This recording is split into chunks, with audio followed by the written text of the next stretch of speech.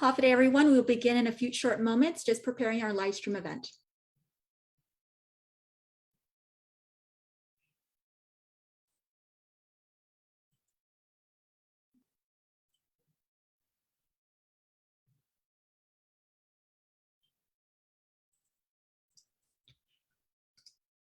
Half a day and good afternoon.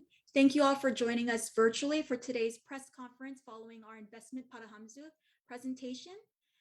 At this time, I'd like to acknowledge those our governor and lieutenant governor joining us in the Zoom room, as well as several of our Leon Guerrero Tenor administration cabinet members in no particular order. I want to introduce them. That's the Bureau of Statistics and Plans Director Taitano, Guam Economic Development Authority Administrator Mel Mendiola, Department of Revenue and Taxation Director Daphne Mansipit-Shimizu, Chief of Police Stephen Ignacio, Guam Memorial Hospital Administrator Lillian Perez-Posadas, Port Authority of Guam General Manager Roy Respicio, Bureau of Budget and Management Research Director Lester Carlson, Department of Administration Director Edward Byrne, and Guam State Clearinghouse Administrator Stephanie Flores. And without further ado, I want to give the Zoom floor to Governor Leon Guerrero for some brief remarks. Thank you very much, Crystal. I just wanted to, again, welcome the media.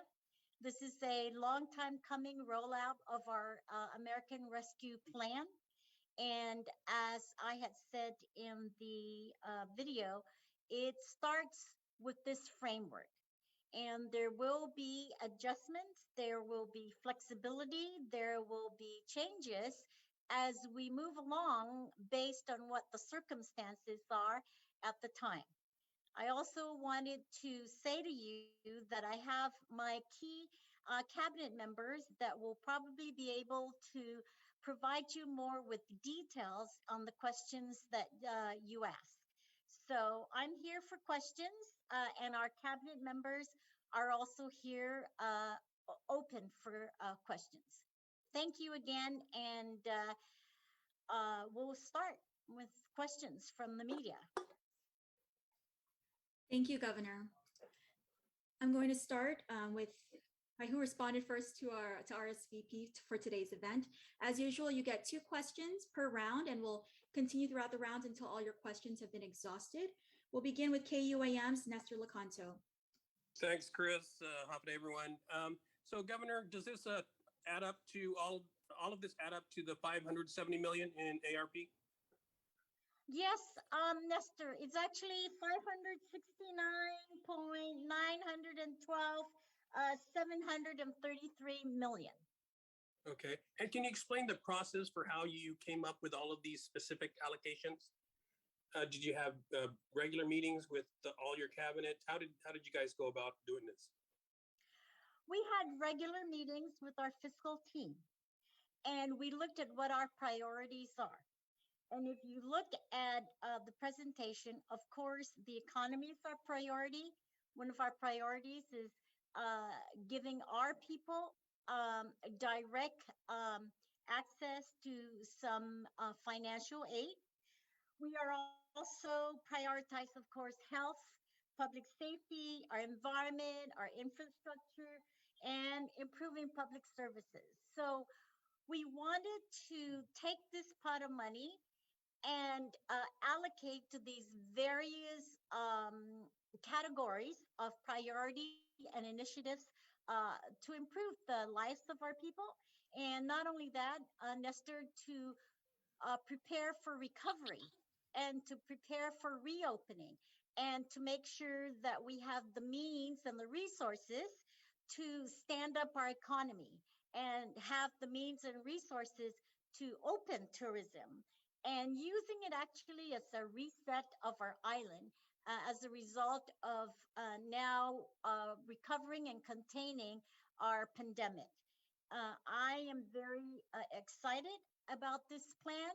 I think this plan is as appropriate and as adequate as we can, but want you to know that it's also fluid, because life is fluid and life changes, things happen, circumstances happen. So This ARP money does that exactly. It allows the governors of not just the territories, but also the governors of the 50 states to be able to be flexible and to be able to prioritize as the needs come about. And I noticed that you still have 263 million that you're going to set aside for the hospital. That's still your intent, even though you're going to get possibly 345 million in the Build Back Better plan. My intent in the financing of the hospital, Nestor, is to minimize debt to our people. And so, if we have federal means and federal resources, federal grants, federal financing, federal assistance that does not require payment back, I will use all that opportunity because, as you know, and I have always said, investing in our people is investing in our hospital. We have seen through this pandemic how there is a very essential need to expand our hospital, to upgrade our hospital, to provide the equipment and the necessary instruments and necessary systems in the hospital to provide the quality of care that we also deserve.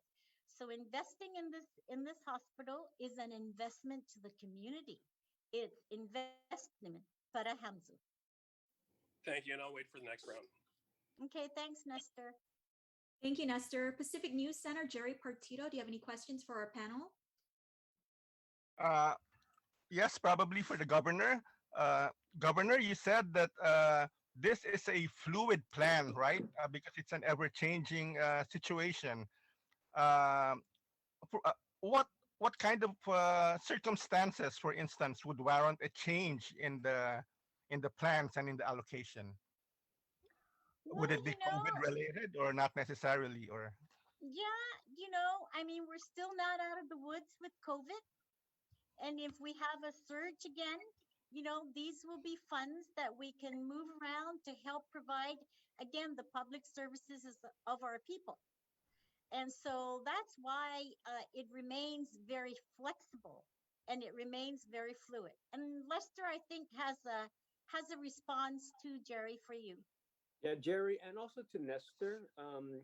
The slide with respect to the $263 million for a new medical campus, that is a combination of funding sources. The entirety of this rollout of this plan takes not into account the ARP money, but it also takes into account funding from other grantors and other grant sources that are being commingled to be able to provide the services. So the medical facility is being augmented with DoD funds, with the funding from DoD for the public health lab, and some other funding from the budget for FY22. So everything that you see here, the investment, we have had in collaboration with Stephanie Flores from the Guam State Clearinghouse, a continuation of a monthly update on our website of the 3 different rescue plans, CARES, CRISA, and now ARP. We're going to get briefed on the infrastructure plan shortly, and hopefully the Build Back Better plan is approved as well. So please bear in mind that the presentation is a holistic presentation and takes into account not just how the 569 is divvied up, but how that's also utilized, as the governor mentioned, to minimize debt, to maximize federal grants, so that any shortfall in funding, for example, the hospital, is thoroughly mitigated to the fullest extent before we incur any public debt. And the governor's desires not to have any public debt for this. So I wanted to make sure that, Nestor, I know it was a lot to digest in a short period of time, but it is a holistic plan that involves not just the 569. Thank you. okay, will all these allotments and projects announced all start at the same time, or will they be phased through until next year? It all depends. They It all will depends. all, Go ahead, Gus. some of them already we have given out, and some of them will phase into next year. But the money is targeted to be spent with its deadline of expenditure, I think, in 2014. Oh, sorry, 24. sorry. 24. I wanted to make myself younger, Gerry, so that's why I was going back in time. But it's going to be spent. We're allowed to have it till and expended by 2024. December of 2024.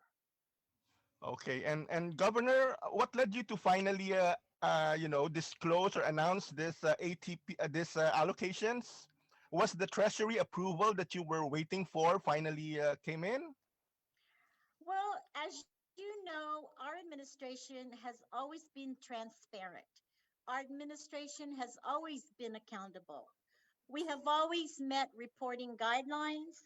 We have met requirements from the federal and local government in terms of accountability and transparency. And in that framework, of course, with all this money that uh, we were given, I wanted to make sure that we had the final guidelines. I wanted to make sure that the criteria and the requirements from the federal government are such that we will follow them, and that's why we did not, despite media screaming about the plan, despite senators screaming about the plan, I really held fast because it's not prudent and it's not wise financially to put a plan out and then later on we find out that it's not being used for what it's supposed to be used. So those are some of the criteria and the elements that uh, that that I was looking at and factors that I was using to guide me in when exactly should we roll this out. And I wanted to make sure that when we roll it out, it's as accurate and as accountable and as transparent and as reportable as we need it to be. And we have to make it that way. Lester? Yes, thank you, Governor, again. Um, can I refresh everybody's memory? Legislatively, we're required to report ARP expenditures. So the first one went out November 4th. We reported that the governor had authorized total expenditures of $135 million. I will, again, for the record, 111 million of that went to public assistance programs. You guys have the report, it speaks for itself. She put money into additional, like the RISE Act.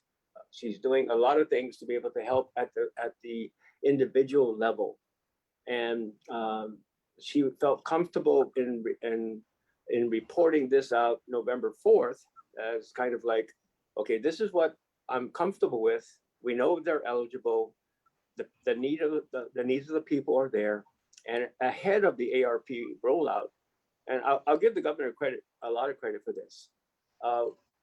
She wasn't bullied by this legislatively mandated report, which we provided. I think it was like November 4th, I want to say.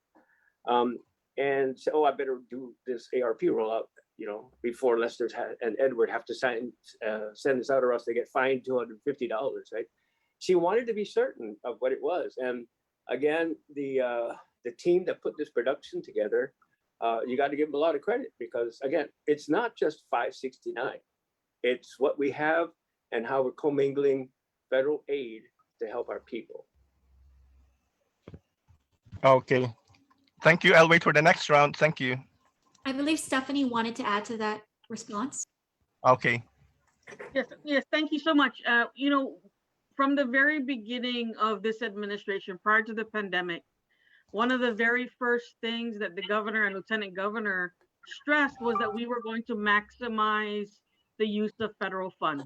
Okay, all existing grants, be they block grants or competitive grants, we were going to maximize the use of those funds. So when we were putting together and advising the governor on the best use of funds for ARP, one of the things that was very, very important was to look at the different aid packages and to look at the different programs that were being supplemented in the different aid packages that have come out. And so each agency was told to go back and look at all the different grants that you have and really evaluate what can be used to pay for the different areas that you're asking for in ARP. So if we could pay for something in another grant, that's what we were going to do. Because one of the restrictions was if it could be paid for with something else or some other program, we couldn't necessarily use the ARP to do it. So that was part of the calculus and what went into deciding which funding source would be used. And that was not a short process. There's a lot of grants that we were given, and making sure that the guidance is followed in each and every one of those.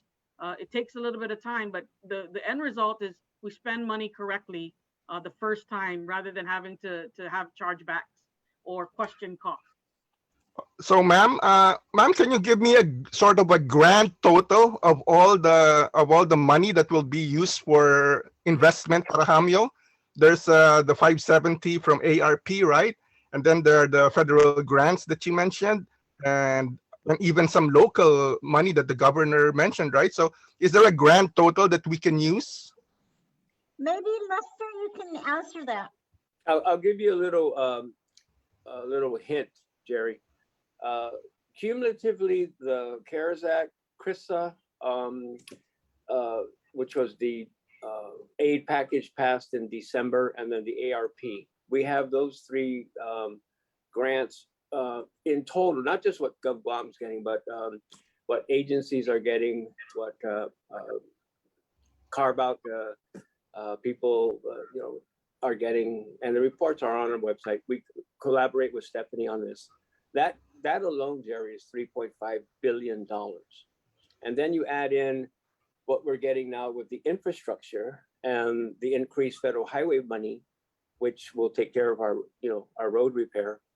And if when the Build Back Better plan is passed, because it's already passed the House, and we get the $347 million for the hospital, you'll see how everything's building. So it's 3.5 billion. That doesn't include, Gerry, the infrastructure money, because we didn't have time to add that. It just got passed. So it's a lot of money to be spent over, as the governor mentioned, the next 3 years. And we're trying to implement things that are needed immediately for tourism and business recovery, for residences to be able to keep the lights on and to have job opportunities. But we're also looking at workforce development. We're also looking at new industries. So it's like having a baby, weaning the baby, watching the baby learn how to walk, and sending your baby off to college, all in 3 years.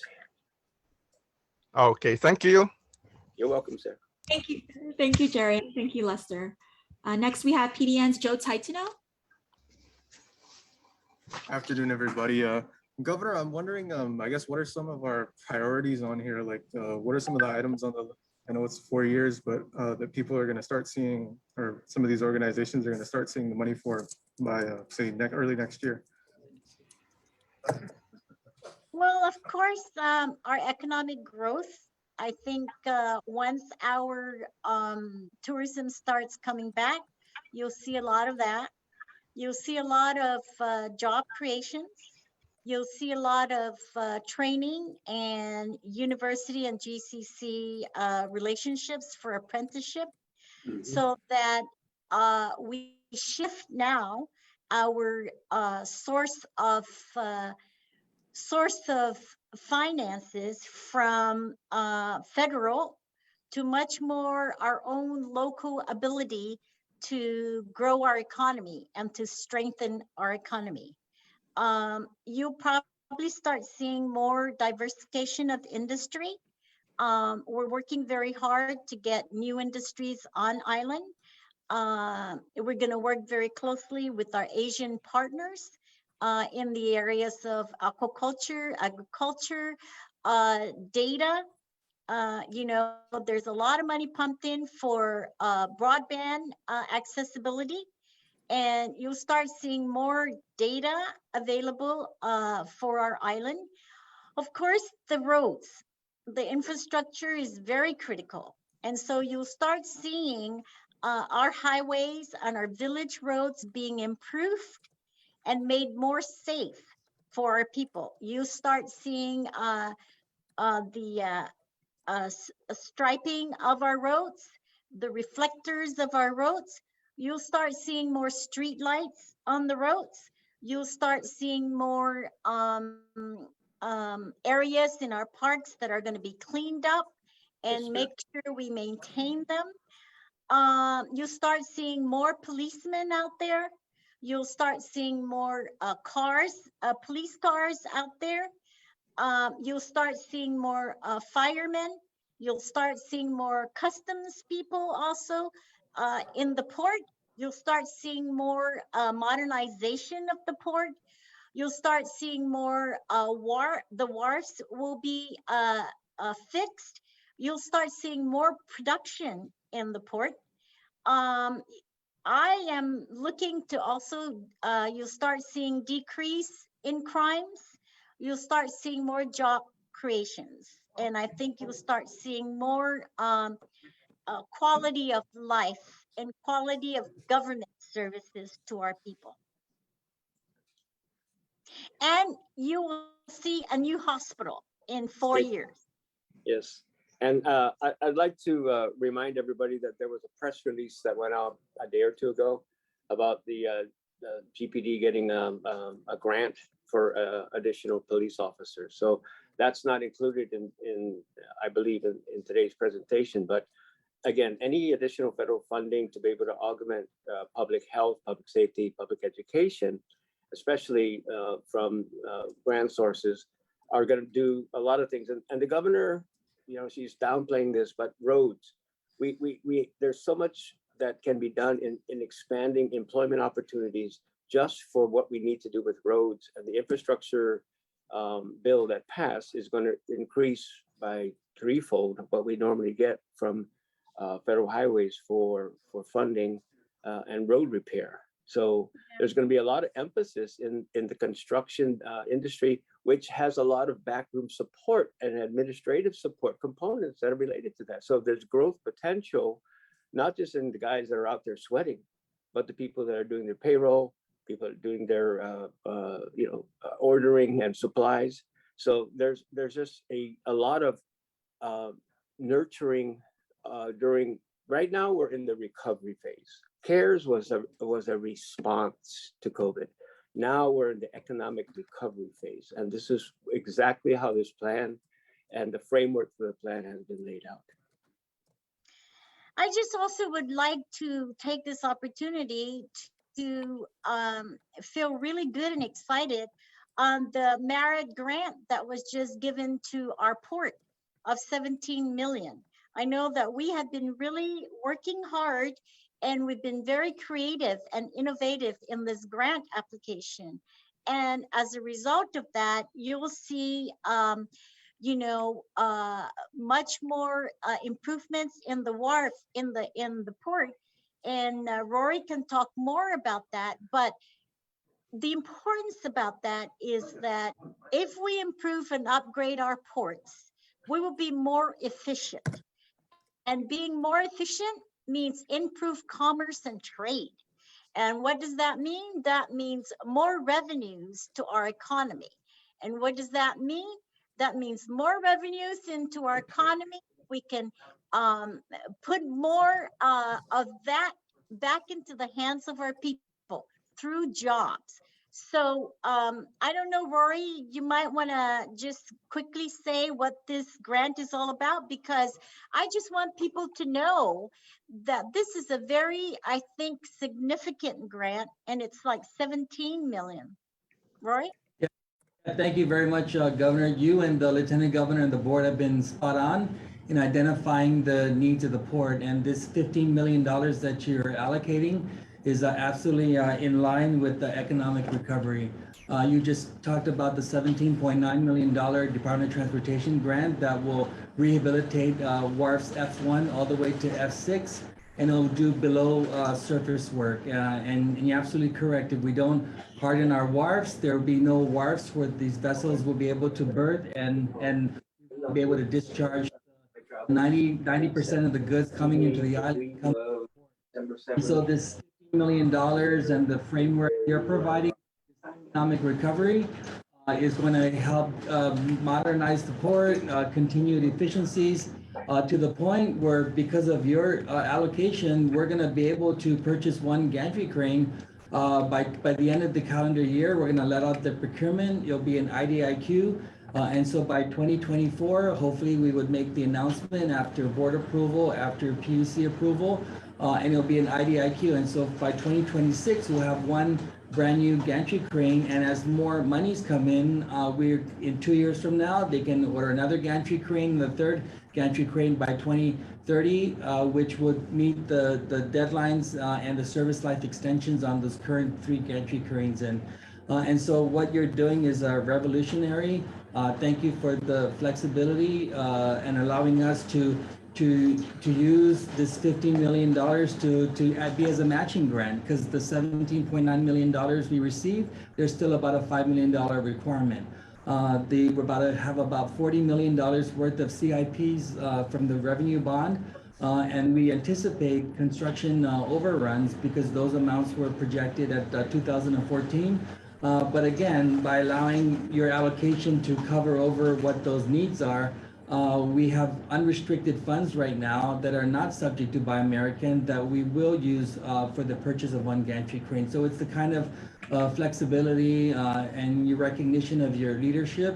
And as we told you, and I'll say publicly, that we're not going to sit back and we're not going to pursue the Build Back Better and Job Investments Act, the $17 billion that's being allocated for the ports.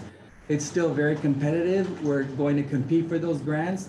And as I've told you, Governor, if in the end we don't use this allocation, we're going to return it. So you'll be able to take that and apply it to other agencies that have needs. But you're giving us the security that we need, the funding that we need to pledge to begin the procurement process. And a modernized port, a port that remains 100% operational, which we have, means it's a linchpin in your economic recovery plan. And I guess it goes without saying, you told our board that with this allocation, we're not to raise tariffs for 2 fiscal years. Painfully, we will accept that because that's your directive, but that's the best way to have economic recovery is don't increase the tariffs, put this money to creating local jobs in the constructions that will result from it. So we're very happy to be recipient of your vision and the Lieutenant Governor's vision and commitment to economic recovery. And thank you for allowing the port to be a part of that plan. Before we proceed, I know, Joe, your question was initially on priorities.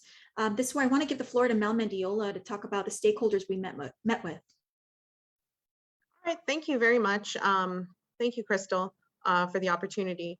One thing I do want to point out is this kind of answers, I think, a couple of the questions brought about earlier by, I think it was Gerry, and that was why now, why releasing now? And meeting with, one of the things I think our governor and the administration has been sure of is that the decisions we made when coming up with the final numbers were informed by a broad range of stakeholders relevant to their specific areas. So economic diversification, these aren't just the economic diversification ideas of Governor Leon Guerrero or Lieutenant Governor Josh Tenorio. They're the diversification ideas of the Guam Chamber of Commerce, the Women's Chamber, the Korean Chamber, the Chinese Chamber. And so there's a lot of different, there's a lot of input that goes into formulating what the forward movement or how the forward plan should look. And I think that also addresses sort of the fluidity of the plan insofar as we formulate these plans, we get notices from federal agencies that say, oh, there's money available through the U.S. Economic Development Administration, et cetera. Go and ask for this money. And so what starts off as a request, let's say, to what started off as just a plan to diversify our economy that had nothing to do with the pandemic. This was just a plan ever since day one of the Leon Guerrero Tenorio administration, now has the ability to be accelerated by ARP. Having said that, that's not to say we've closed the door to other resources available and have stopped looking for the resources, because other resources help us leverage, multiply, and scale our efforts so that we can realize the whole vision rather than picking our priorities, picking and choosing over time. But in the involvement of the stakeholders and involvement of the subject matter experts in formulating the path forward, I think one thing that's been clear about this administration is Governor Leon Guerrero has never been a ready, fire, aim leader. She has always put her thoughts together and consulted the experts and pressed forward in a methodical fashion, as opposed to trying to make headlines first and then thinking it through later and trying to recover later or hoping that people forget. Along those lines, Mel, about economic diversification, and maybe even Governor, you could answer this question. I know it's kind of a weird thing to say, but a lot of local agencies have gotten a lot accomplished over the last 2 years, sort of surprisingly because of the influx of local funds. Is the opportunity that we have right now, is it possibly even improved because of the situation that we're in? Is that at all a factor? I think one thing that has been, I don't like to use the word proved, because proving is always, if you talk to any academics about it, they say you never prove anything. Everything is. I'm sorry, improved. Are we in sort of a better position because of the influx of? Yeah. So I think one thing that we've learned, and hopefully this answers your question, through the last 2 years, is that how important it has been to work together to communicate the true state of the economy and what are the sort of the proxy indicators of the health of our economy. So for example, did the stimulus funds work? That was one question that we had, was did the stimulus funds work? And that, I think, is evidenced by the performance of the GRT or the performance of the BPT, which of course Daphne can speak to. Did our business programs work? Did Gita's business programs work? Well, every time we put out a business program, we calculated the number of businesses we thought would apply, the amount of the awards, and the amount of the awards has always been kind of in line with what we put out there. And so we have a better indication that the data that is becoming available through the pandemic, because people are going and they're sharing information with us. And by sharing that information with us, it helps the governor and her leadership make more efficient and smarter decisions and more impactful decisions. So for example, right now, we're in the process of formulating the Local Employers Assistance Program, the LEAP program. The LEAP program is primarily meant to hurt the businesses that are most distressed as a result of the pandemic, which is obviously tourism. So what started off 2 years ago as, let's think about how we're going to come out of the pandemic and look at tourism through a new lens, is now looking at, we can quantify much better the number of businesses affected, the amount of loss, and what it's going to take to get them back to thriving. And so that's something that we've been able to do through the pandemic, through all of the different programs, is for agencies to gather data and to use that data to make smart, more calculated decisions. Thank you, All right, Joe. yeah, We'll come back around for another appreciate it. round. Guam Daily Post, Leon Guerrero. Thank you, Crystal. I wanted to see if we could return back to the numbers, since the investment Para Hamyo initiative is commingled with other funds. So inclusive of the $570 million of ARP, some of which has been spent already, how much in DoD funds, in local funds, in DOI funds are encompassed in investment Para Todo?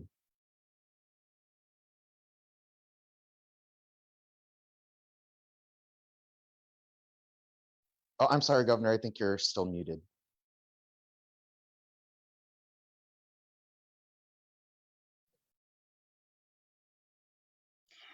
Yes, probably Lester can answer that much more accurately because he's been tracking this, but you're absolutely correct. There's DOI funds, There is education stabilization funds.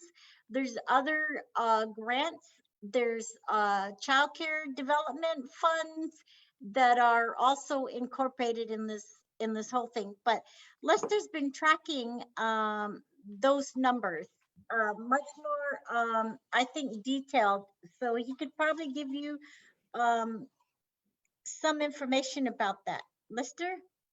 Thank you, Governor. Phil,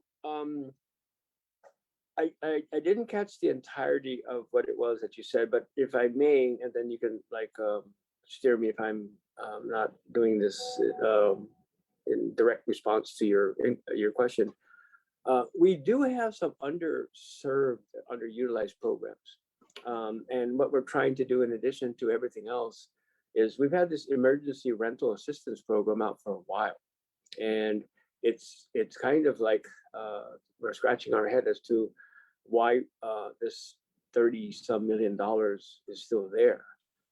We know that there are people that need rental assistance. Similarly, we're trying to overlay some programs, and we had a very productive call a week ago, and we're going to get some additional color on layering federal programs specifically to homeowners. So you've got like the emergency rental program, you've got a homeowners assistance program that we have, and we just need to work with people to get all of these programs out and get them to understand the availability. It's kind of like you can lead a horse to water, but you can't make them drink. And we're going to do better. Our communications, our outreach to those that are affected, and trying to be able to when we get them, let them know about collateral programs. Not just talk to me about this one thing, but try to enforce more of a collective assistance outreach program. Things are fluid. The governor has a framework for a plan. The one thing that I would just like to emphasize is that there are some funds that have been available that have not been exhausted or hardly touched, and specifically the emergency rental assistance program. If we do have those in the community that can avail themselves, please give DOA a call. There are some requirements, there are some prerequisites, but it's nothing that time and a little effort might go a long way in addressing. And I think Mr. Byrne wanted to say something. Well, I'm sorry if I could restate the question real quick. Sure. Just trying to get subtotal and grand total figures for investment para todo. So if it encompasses $570 million from ARP, but also, as you mentioned, Lester, commingles DOI funds, DOD funds, CARES Act funds. What are those subtotals so we can try and get a better understanding about how much of an investment para todo, investment para Hamyo is making? Tyrone, are you on? Yeah. You wanna give Phil a response to what you think? Phil, if you could restate the question, please. Yeah, I'm just trying to understand the grand total of the plan and the subtotals of the plan with all of the funds being commingled into it. So how much in ARP is encompassed in the plan? How much in DOI grant funds are encompassed? DOD funds, CARES Act money, local funds, all of the different funding sources mentioned in the governor and lieutenant governor's presentation. But Phil, I think what you need to understand, this is not just a spending plan, it's an investment plan. And a lot of this investment has been already ongoing. So I can get you back later a detail of adding up the numbers presented on the presentation and give you a total of each category, but it involves a whole range of funding programs, and it also uses tools such as tax credits as well, for example, to promote affordable housing, and loan guarantees as well. So I can come up with a big total of it fairly quickly, though. Okay, thanks. And maybe just along those same lines, for a follow-up to Stephanie, you mentioned that part of the process in coming up with this was working with agencies to apply for federal grants in lieu of using ARP money? Do we also have some accounting or total figures on how much in those secondary grants are now being utilized instead of ARP and other congressional aid packages? So yes, we do. What my office does together with BBMR and DOA is we track ordinary federal grants that we get yearly. That we also track the multi-year grants. And we make sure that the agencies maximize the use of those funds that they get from year to year. So in order for them to ask, when they ask for things under the ARP, when Governor put a call out to the agencies and said, tell me what you need us to address. And we submitted, agencies may have put in, general ideas of what they wanted covered. What we did is we went back and we looked at, okay, what kind of grants do you have right now? And what can be covered? Are you maximizing the use of the funds? For example, public health gets several $100 million a year in grant funding. And from what we know that there's at least a couple $100 million for childcare stabilization over the next several years. So we wanted to make sure that they used as much of that funding to cover, number one, their administrative costs for standing up the program, and number two, partnering with different agencies, for example, GITA, to get those funds out to where they need to go. Like, for example, the child care stabilization funds, that's the grant program right now, the $20 million grant program that's over at GITA for the existing child care providers to stabilize them, to help them to address their COVID needs, being responsive to the requirements for COVID. Also to pay for, they can do anything to like paying for their benefits and salaries for their employees, making sure that they can stay open, because without a robust childcare system in place and expanding that capacity, people won't be able to go to work, right? People have to make a choice between going to work and paying for childcare. So being able to stabilize that industry and allowing for that to making sure that we maximize those funds that are available and stretch out the ARP funds, which are really very flexible. And we wanted to make sure that we used every federal dollar correctly so that we can make sure that the ARP funding goes to things that we really don't have any other source of funding for. It really will allow the greatest flexibility so that we can do things like deliver better public service, upgrade technology, and things of those nature that has not always been available. It's always been aspirational, but now we have the opportunity to do that. And some of it is just really taking a stronger look, a more defined look at the existing grants that we get from year to year and making sure we don't return much, as much as we can avoid it, let's not return those funds. And if I can pick up that issue on the emergency rental assistance, we're not alone. The Treasury took a guess at what it was going to allocate to states and territories. And they allocated initially 33 million to Guam. We've started down that track, and please don't forget that the monies we paid out at the moment are monies that ran in parallel with the unemployment support. Now that that's finished, we anticipate an increase in the claimants for the emergency rental fund. And so we're not, although we've just participated in a exercise with Treasury, which they have set out to start reallocating these funds, we don't anticipate ending up too differently from where we started. Thank you. I'll wait for the next round. Thank you, Phil. Going back to KUAM, Nestor Lecanto. Any Yeah, outstanding thanks, Chris. questions? Yes, thanks, Chris. Did you incorporate, Governor, any of the legislature's recommendations? Because to be candid, I think they were feeling like you were playing keep away from them. I was playing what? Keep away?